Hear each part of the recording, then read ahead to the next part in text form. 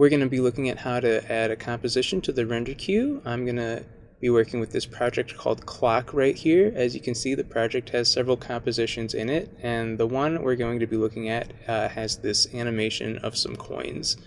Let me play that back real quick. So that's the part of the composition I want to put to a video. If I hit the N key here, I can mark the end of my work area, and back at the beginning, I'll hit the B key to mark the start of my work area. Now this will be the part that a video is made from. I need to click on the name of my composition before I go to the composition menu and select Add to Render Queue. Now that opens a new tab in the timeline. It's its own special place. There are two properties here that are pretty important. The first one we'll look at is Output Module. If I click on the blue letters there, that opens up a dialog where I can change the format of the video that I'm creating.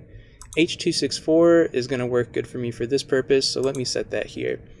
Now, the output to is the name of this file and where I'm going to save it on disk.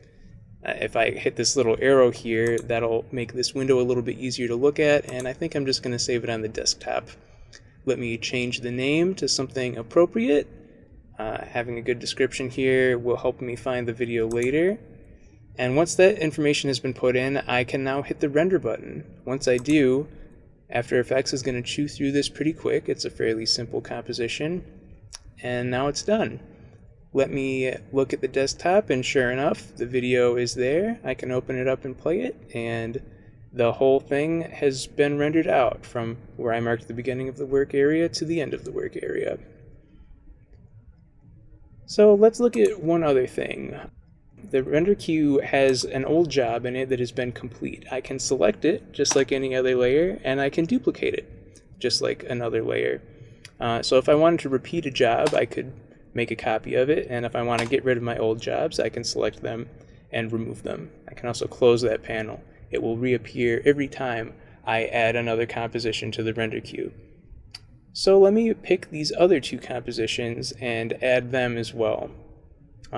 This one has a little bit of animation in it, the other one actually doesn't, but I can still render both of them to a video.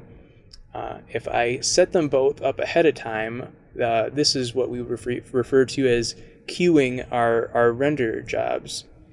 I'm gonna make both of them into H.264 files, and I'm going to check and make sure that they're saving on the desktop. Everything looks right there.